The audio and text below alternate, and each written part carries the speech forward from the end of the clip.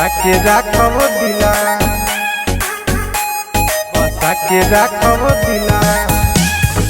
जान होई रे पगली। Music by Kundan Das. ODK recording studio Sarai Vaishali.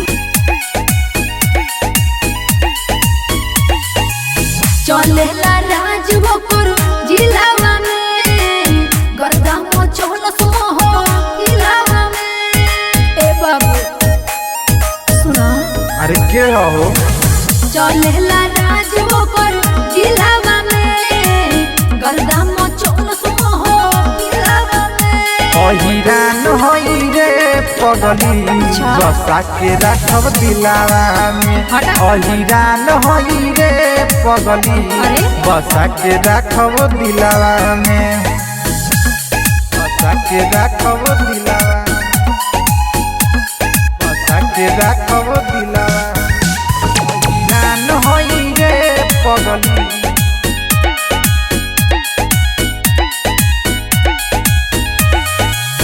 ओकर पयाइल बा हमार दिल हो, देखी के गजबे के आवेला फील हो। सुना, दिल दे तो हमके बना के रखब रानी। हम हई यही तू कहबू वही रानी। सोची उठी रोज देखी रिलावा में।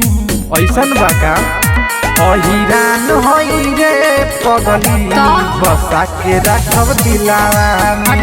अहिरान होई रे पगली, बसा के राखब दिलावा में। बसा के राखब दिलावा, बसा के राखब दिलावा। अहिरान होई रे पगली।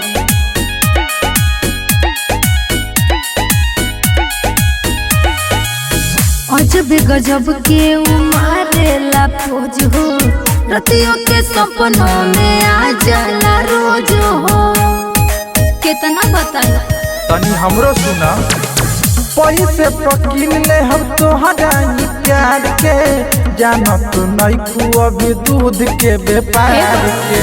बोलब तो ठोक दी किलावा में, बच के रहिया।